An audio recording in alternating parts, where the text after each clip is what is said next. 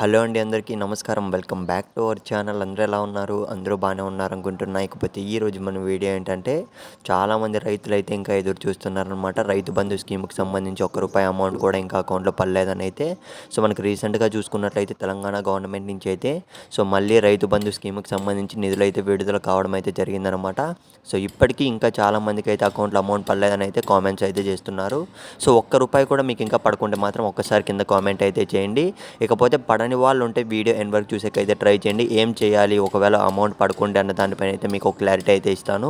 ఇకపోతే నా video start చేసే ముందు మీరు ఇంకా మన ఛానల్ సబ్స్క్రైబ్ చేసుకోకుంటే వెంటనే మన ఛానల్ అయితే సబ్స్క్రైబ్ చేసుకొని పెట్టుకోండి. మీకు ఎటువంటి చిన్న డౌట్ ఉన్నా కామెంట్ అయితే చేసేయండి. ఇక మనం ఏమాత్రం ఆలస్యం చేయకుండా వీడియోలోకి అయితే వెళ్ళిపోదాం. రైతు బంధు స్కీమ్కి సంబంధించి చూసుకున్నట్లయితే ఇప్పటికే 2 సార్లు అయితే రైతు బంధు స్కీమ్ అయితే విడుదల చేయడం అయితే జరిగిందనమాట.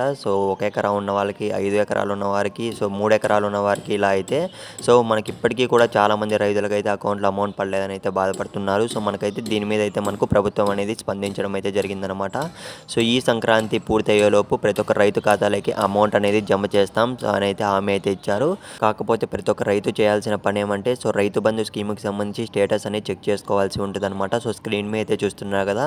మీరైతే అఫీషియల్ వెబ్సైట్లోకి అయితే వెళ్ళి ఇలా మీ పేమెంట్ స్టేటస్ అనేది చెక్ చేసుకోవాల్సి ఉంటుంది. ప్రతి ఒక్కరు అయితే స్టేటస్ అనేది చెక్ చేసుకొని అమౌంట్ పడని ప్రతి ఒక్క రైతు అయితే